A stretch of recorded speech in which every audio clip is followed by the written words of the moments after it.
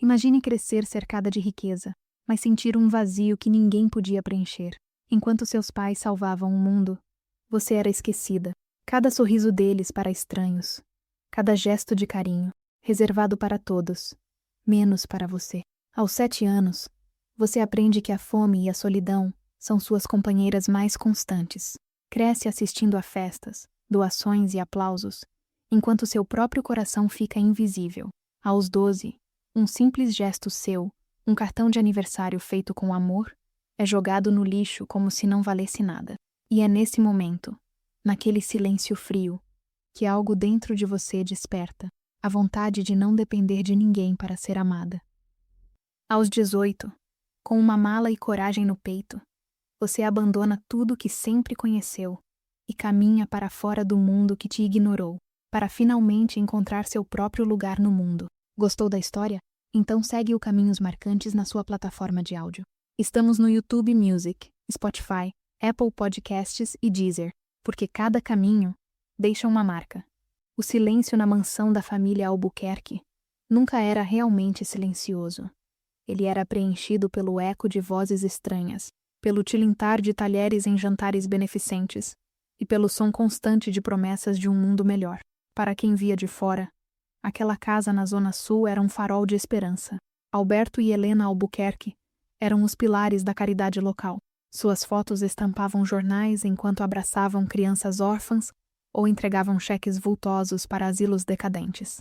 No entanto, dentro daquelas paredes revestidas de papel de parede de seda e quadros de artistas renomados, havia uma anomalia que ninguém parecia notar. Uma sombra que se movia com cuidado para não incomodar os grandes propósitos dos pais. Essa sombra era Letícia, a única filha do casal. Aos 7 anos, Letícia aprendeu que a fome era uma moeda de troca social. Em uma noite de inverno particularmente rigorosa, ela se sentou à mesa da cozinha, observando através da fresta da porta a grande sala de jantar. Seus pais recebiam uma comitiva de uma ONG internacional. Havia risos, o cheiro inebriante de risoto de açafrão e um calor reconfortante vindo da lareira. Letícia, porém, usava um casaco fino que já não lhe cabia bem. Ela sentia um vazio no estômago, mas sabia que não podia interromper. Helena havia lhe dito, horas antes, que aquela noite era crucial para as crianças da África e que qualquer interrupção seria um ato de egoísmo imperdoável. A menina de cabelos castanhos e olhos grandes esperou até que o último convidado saísse para tentar pegar um resto de pão. Quando Alberto a viu na cozinha, não houve um abraço ou uma pergunta sobre como tinha sido seu dia na escola. Ele apenas ajustou a gravata e comentou que ela deveria ter orgulho de ter pais que sacrificavam o tempo em família por causas maiores. O detalhe que passava despercebido para todos os admiradores do casal era a frieza cirúrgica com que tratavam a própria linhagem. Letícia era um acessório conveniente para fotos de Natal, onde usava vestidos engomados e sorria mecanicamente. Mas, assim que as câmeras eram desligadas, ela voltava a ser invisível.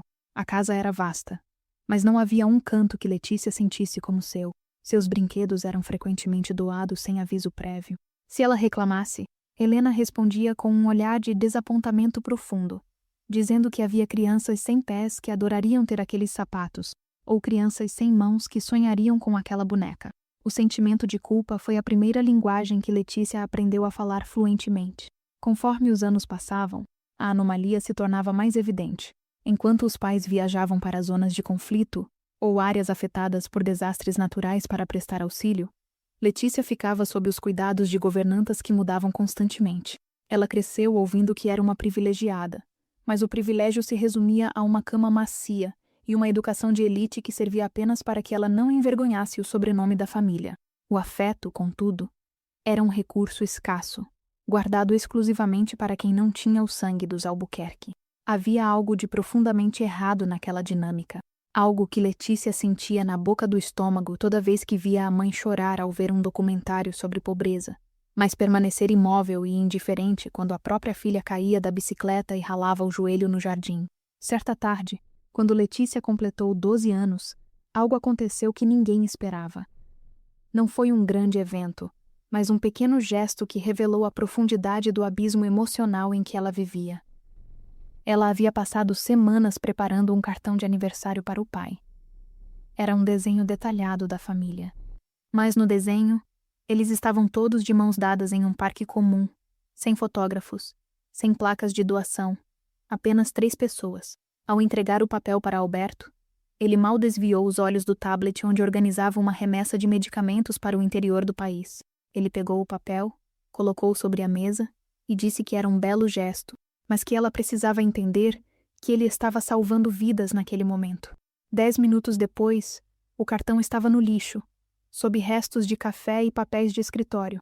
Letícia observou o cartão descartado e sentiu um frio que não vinha do ar-condicionado central.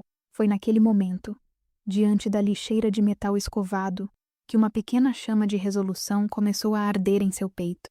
Ela percebeu que a caridade de seus pais era uma performance, um palco onde eles eram os protagonistas, e o resto do mundo era o cenário necessário para sustentar seus egos inflados.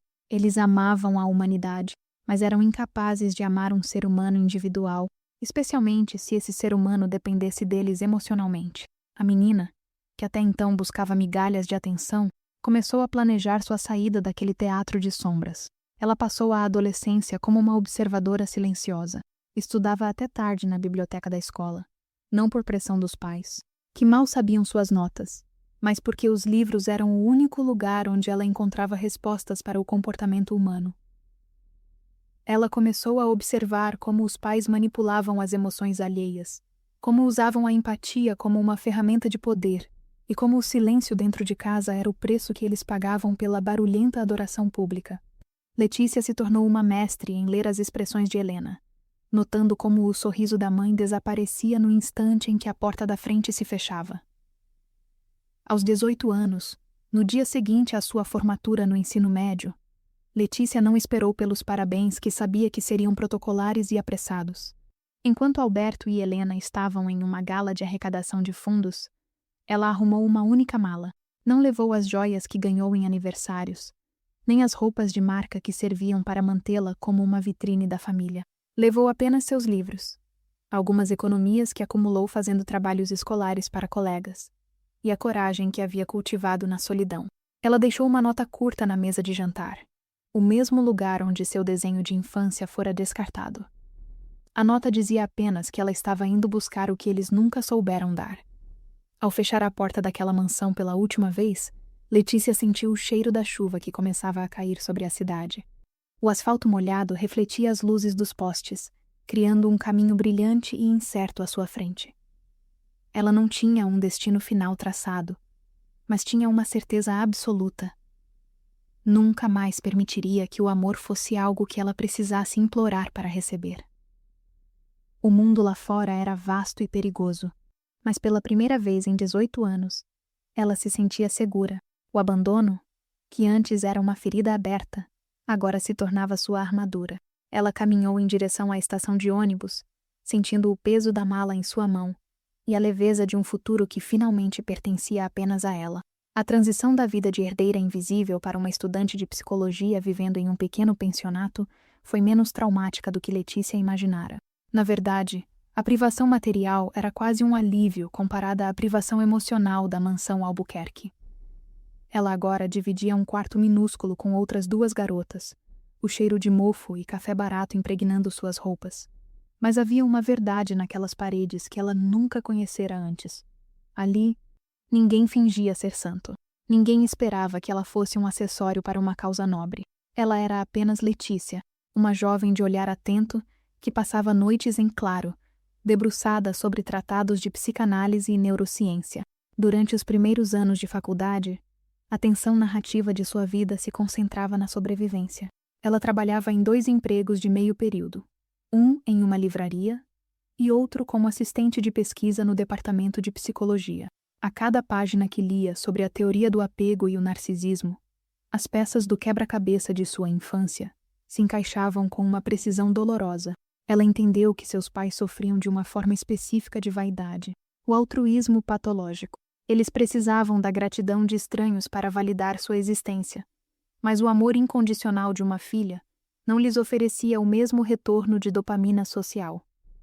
Era uma descoberta que trazia tanto dor quanto libertação. Enquanto Letícia construía sua base acadêmica, pequenos enigmas sobre seu passado continuavam a surgir. De vez em quando, Ela via o nome de seus pais em notícias online. Eles continuavam com suas campanhas mirabolantes, mas havia um tom diferente nas reportagens. Alguns jornalistas começavam a questionar o destino real de certas verbas. Nada concreto, mas que Letícia ignorava. Ela havia cortado todos os laços. Não respondia a e-mails formais da secretária da mãe e não atendia a chamadas de números desconhecidos. Para o mundo, os Albuquerque ainda eram os salvadores, mas para Letícia, eles eram apenas fantasmas de um passado que ela estava determinada a curar. A faculdade foi um período de transformação profunda. Letícia se destacava não pela riqueza de seu vocabulário, mas pela profundidade de sua escuta. Seus professores notavam que ela tinha uma sensibilidade especial para casos de abandono e negligência emocional. Era como se ela conseguisse ouvir o que não era dito nas pausas de seus pacientes nas clínicas escola. Ela não usava palavras genéricas para descrever o sofrimento alheio. Ela falava de texturas, de silêncios que pesavam como chumbo e de como a falta de um olhar pôde desintegrar a identidade de uma criança. Ela estava, sem saber, construindo o alicerce da profissional renomada que se tornaria. No entanto, o conflito interno persistia. Por mais que se dedicasse aos estudos, havia uma parte de Letícia que ainda esperava, em algum nível subconsciente, um sinal de arrependimento genuíno de seus pais. Ela se pegava imaginando se eles sentiam sua falta, ou se o vazio no quarto dela havia sido preenchido por mais caixas de doações. Essa curiosidade era como um espinho cravado em sua carne, que ela tentava extrair com doses cavalares de trabalho e estudo. Ela se formou com honras, emendou um mestrado e começou a clinicar em um pequeno consultório nos fundos de um centro comunitário, bem longe dos holofotes que seus pais tanto amavam. Foi nessa época que Letícia teve seu primeiro grande caso de sucesso, que começou a pavimentar seu caminho para a fama. Ela atendeu um jovem que havia sido descartado pelo sistema de adoção e que carregava uma raiva destrutiva. Através de uma abordagem inovadora que misturava psicoterapia tradicional com técnicas de reconexão sensorial, ela conseguiu o que dezenas de outros profissionais falharam em fazer. A história desse jovem e o papel de Letícia em sua recuperação acabaram parando em uma revista especializada. O nome de Letícia começou a circular, mas não como a filha dos Albuquerque, e sim como a doutora Letícia, a mulher que entendia o abandono por dentro.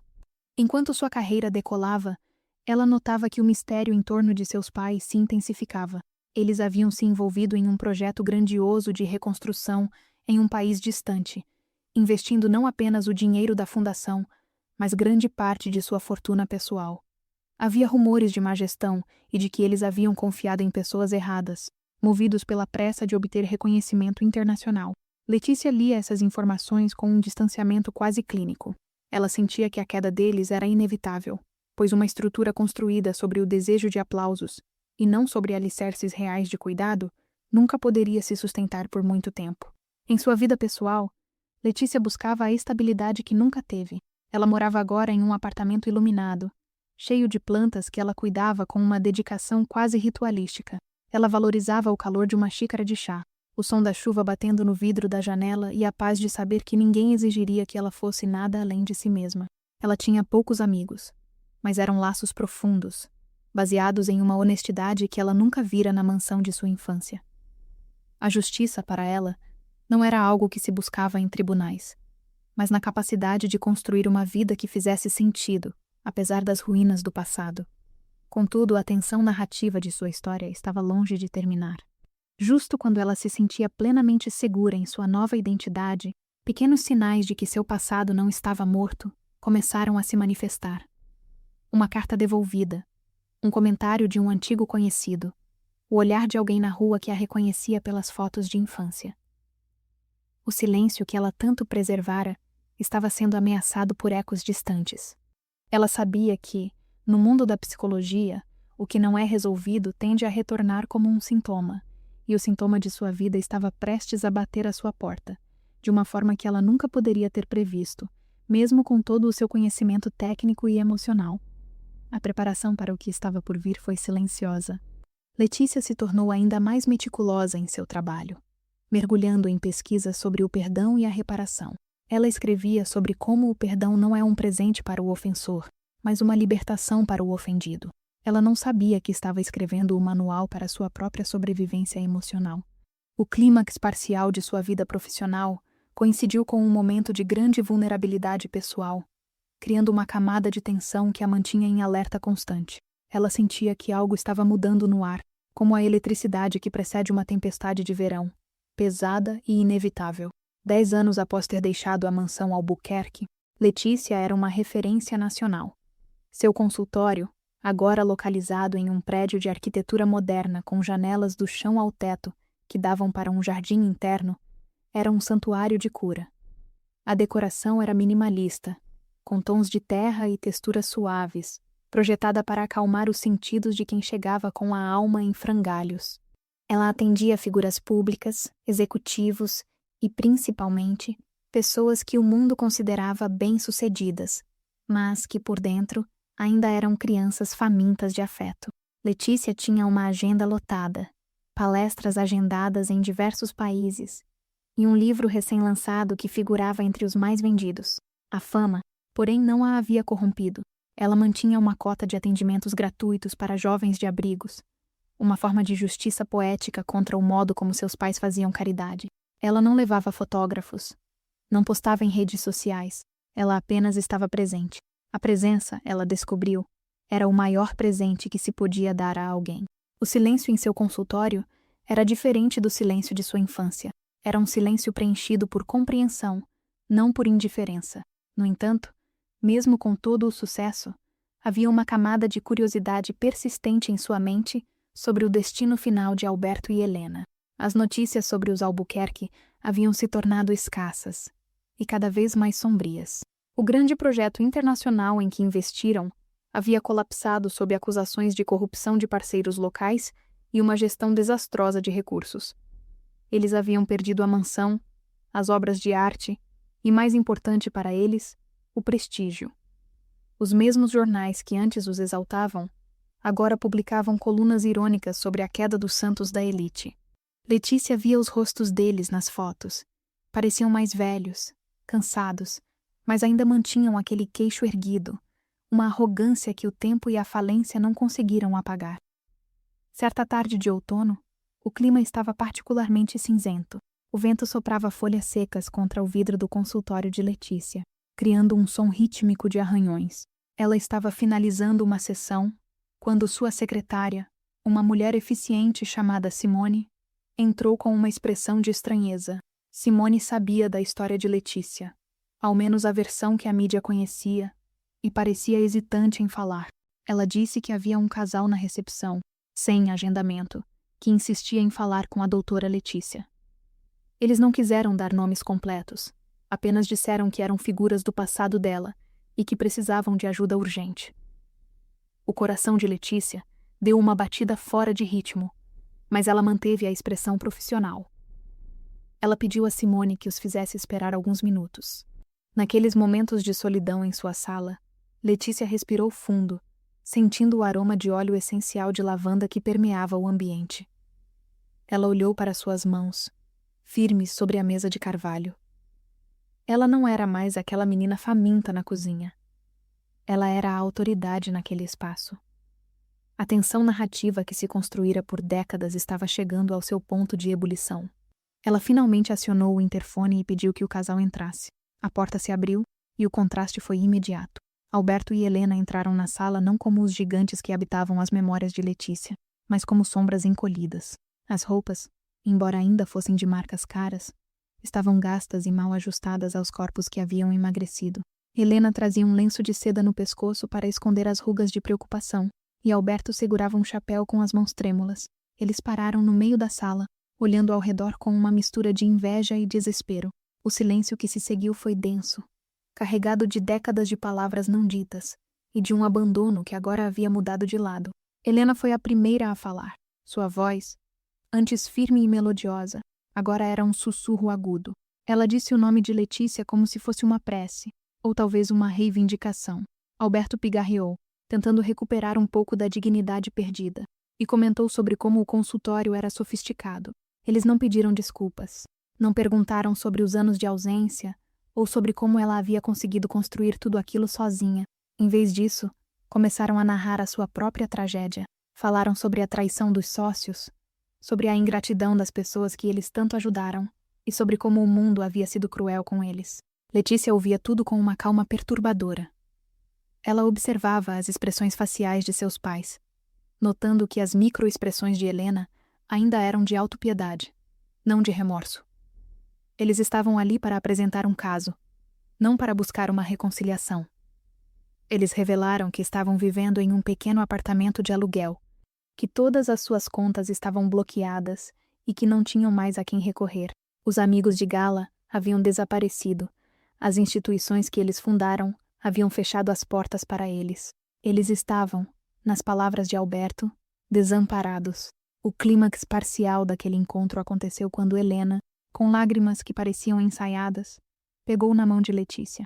Ela disse que sabia que a filha era a melhor psicóloga do país e que eles precisavam de uma consulta, mas que, devido à situação financeira, esperavam que ela pudesse atendê-los sem custos. E, mais do que isso, sugeriram que Letícia, com seus contatos e sua influência, pudesse ajudá-los a limpar seus nomes e a recuperar parte do que haviam perdido. Eles não buscavam a filha, buscavam a fonte de recursos, o prestígio e a salvação que ela agora representava. Letícia retirou a mão suavemente, mas com firmeza. Ela sentiu uma mistura de asco e de uma tristeza profunda, não por eles, mas pela confirmação de que sua percepção de infância estava correta. Eles eram incapazes de ver além de si mesmos.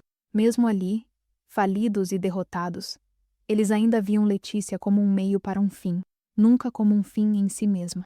A tensão na sala era palpável, como se o ar estivesse saturado de eletricidade antes de um raio. Letícia olhou para os pais e viu dois estranhos que compartilhavam seu DNA, mas que nunca haviam compartilhado sua vida. Ela sabia que a resposta que daria naquele momento definiria o resto de sua existência. O consultório parecia ter encolhido. Alberto e Helena olhavam para Letícia com uma expectativa quase infantil, a mesma expectativa que eles costumavam exigir das multidões que os aplaudiam. O silêncio de Letícia, no entanto, não era de hesitação, mas de uma análise profunda e dolorosa. Ela via diante de si o exemplo perfeito do que estudara por anos: o colapso do ego narcísico. Eles não estavam sofrendo por terem perdido a filha ou por terem sido pais negligentes. Eles estavam sofrendo porque o palco havia sido desmontado e as luzes se apagaram. A dor deles era a dor da invisibilidade, a mesma que eles haviam imposto a ela durante 18 anos. Alberto, impaciente com o silêncio, começou a falar sobre como eles sempre investiram nela, mencionando a escola de elite e as oportunidades que ela teve, como se estivesse apresentando uma fatura antiga. Letícia então se levantou e caminhou até a janela. Ela observou o jardim interno, onde uma pequena fonte de água vertia um som constante e suave. Sem se virar, ela começou a falar. Sua voz era calma, mas tinha o peso de uma sentença de tribunal. Ela lembrou ao pai que a escola de elite fora apenas um lugar onde ela passava o dia para não incomodá-los e que as oportunidades de que ele falava eram apenas o pano de fundo para a imagem de família perfeita que eles precisavam projetar. Ela se virou e encarou Helena. Letícia descreveu, com detalhes que apenas uma criança ferida poderia guardar, a noite em que teve febre alta, e a mãe se recusou a ficar ao seu lado, porque precisava comparecer a um leilão de arte beneficente. Ela descreveu o gosto do pão dormido que comia na cozinha, enquanto eles se banqueteavam com doadores. Ela descreveu, acima de tudo, o sentimento de ser um fantasma em sua própria casa. À medida que falava, as máscaras de Alberto e Helena começaram a rachar. Não houve um pedido de perdão ou um reconhecimento da dor dela. Em vez disso, Helena começou a se defender, dizendo que Letícia era injusta, que eles estavam mudando o mundo e que sacrifícios eram necessários. O ponto de virada emocional aconteceu quando Letícia percebeu que eles realmente não conseguiam entender. Para eles, a dor dela era um detalhe insignificante diante da grandiosidade de suas missões. Ela viu que, se os ajudasse agora, estaria apenas alimentando o mesmo ciclo de exploração. Eles não queriam uma psicóloga para curar suas almas. Queriam uma aliada para recuperar seu status. A revelação foi clara como a luz do sol. A maior vingança não seria humilhá-los ou deixá-los na miséria, mas ser tão plena em sua própria vida que a aprovação deles ou a falta dela, não tivesse mais nenhum poder sobre suas emoções. Letícia voltou a se sentar. Ela pegou seu talão de receitas e escreveu algo. Alberto e Helena se inclinaram para a frente, a ganância brilhando timidamente em seus olhos cansados. Ela entregou o papel a eles. Mas não era um cheque. Era o contato de uma clínica de assistência social de alta qualidade, uma instituição que ela mesma financiava para pessoas em situação de vulnerabilidade extrema. Ela disse que eles poderiam procurar o diretor daquela clínica, que lhes daria o suporte básico necessário, incluindo atendimento psicológico e assistência jurídica gratuita, como faziam com qualquer outro cidadão que tivesse perdido tudo. O choque no rosto de Alberto foi imediato. Ele perguntou se ela não ia assinar um cheque, se não ia recebê-los em sua casa, se não ia honrar o sobrenome deles. Letícia respondeu que o sobrenome Albuquerque para ela era apenas uma etiqueta em uma mala que ela havia deixado na estação de ônibus há muitos anos. Ela disse que, como psicóloga, sua recomendação era que eles aproveitassem o anonimato e a pobreza para finalmente aprenderem o que era a humanidade, sem o filtro da vaidade. Ela foi clara. Eles teriam a ajuda que qualquer estranho receberia deles no passado. Nem mais, nem menos. A justiça poética estava completa. Helena começou a chorar, mas desta vez não parecia ensaiado. Era o choro de quem percebe que o poder de manipulação acabou. Elas se olharam, mãe e filha, e Letícia não sentiu ódio. O ódio ainda é um vínculo, uma forma de conexão. O que Letícia sentia era uma compaixão distante, a mesma que sentia por qualquer paciente que passava por sua porta com a vida destruída por suas próprias escolhas. Ela se levantou e abriu a porta do consultório. Ela disse que tinha outro paciente esperando e que a sessão deles havia terminado. Não apenas a sessão, mas o capítulo de sua vida, em que ela era a vítima da história deles. Enquanto eles saíam, arrastando seus pés e suas frustrações pelo corredor elegante, Letícia sentiu um peso enorme saindo de seus ombros. Ela percebeu que a coragem não era apenas ir embora, mas permanecer e não se deixar contaminar pelo rancor de quem fica.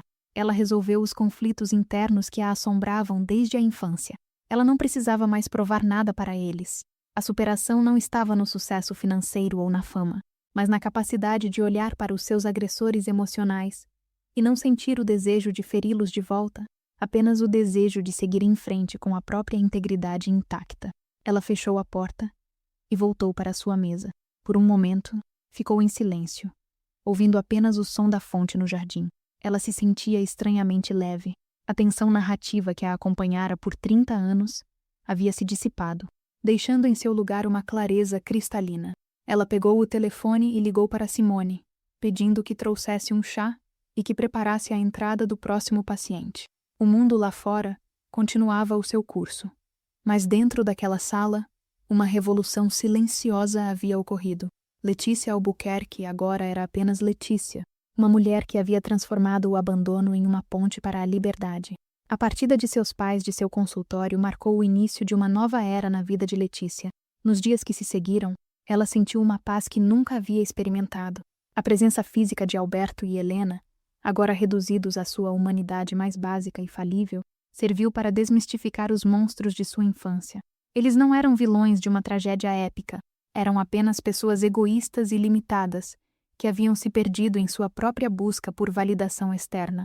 Com essa compreensão, o último resquício de necessidade de aprovação, que ainda habitava o coração de Letícia, simplesmente evaporou, como o orvalho sob o sol da manhã. Ela continuou seu trabalho com uma dedicação renovada. Suas sessões tornaram-se ainda mais profundas, pois agora ela falava de um lugar de cura total. Ela não apenas entendia a teoria do abandono, ela havia atravessado o seu fogo e saído do outro lado com a alma temperada. Sua mensagem de superação e esperança ressoava com milhares de pessoas que buscavam em suas palavras um caminho para a própria redenção. Ela se tornou uma voz ativa na defesa de direitos de crianças e adolescentes, mas sua abordagem era diferente de tudo o que seus pais haviam feito. Ela não buscava fotos. Ela buscava mudanças estruturais e conexões reais.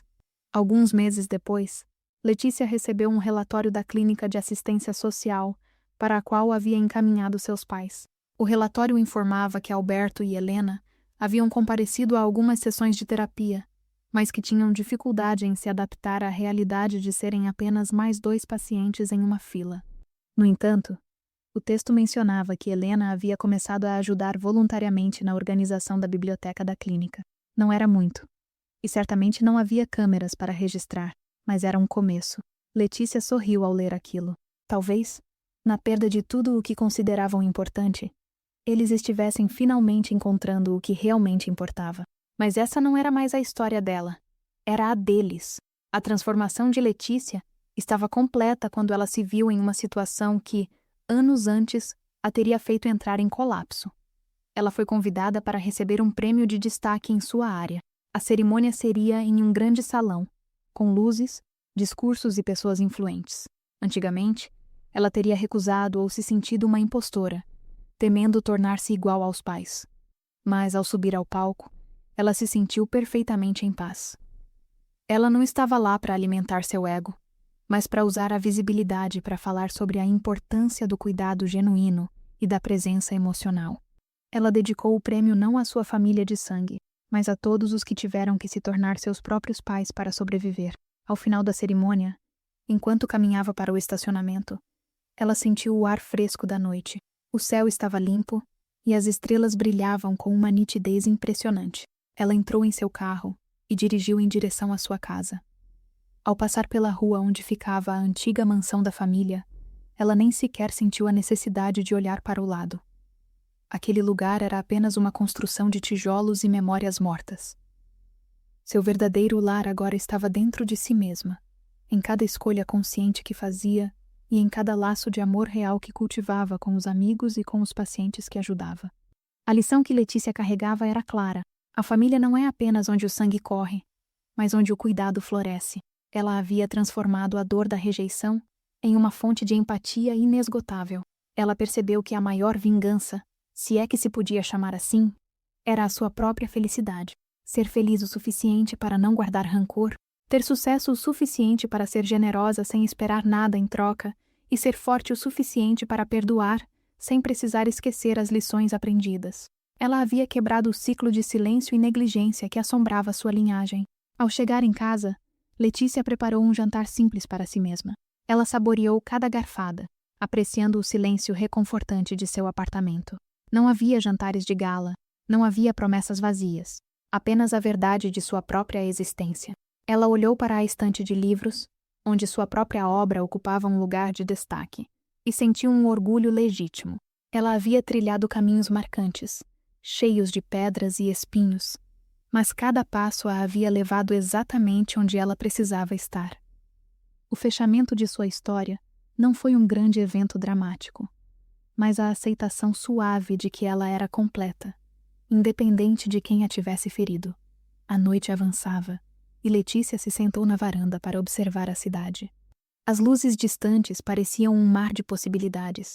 Ela sabia que novos desafios viriam, que novos mistérios da alma humana precisariam ser desvendados. Mas ela estava pronta. A criança que um dia comeu sobras na cozinha, agora alimentava da esperança de muitos. O abandono que quase a destruiu tornou-se o alicerce de sua grandeza. E enquanto fechava os olhos para descansar, a última imagem em sua mente foi a de si mesma, de mãos dadas com aquela menina de 7 anos, ambas caminhando em direção a um futuro onde o amor não era um prêmio a ser conquistado, mas uma realidade a ser vivida todos os dias. A jornada estava encerrada. E o silêncio, finalmente, era de paz.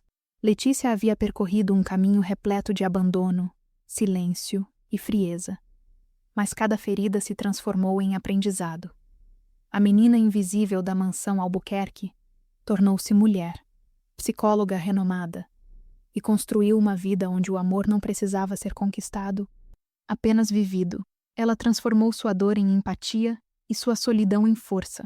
A infância que quase a quebrou foi agora o alicerce de sua grandeza, permitindo que ela ajudasse outros a superar traumas que ela conheceu intimamente.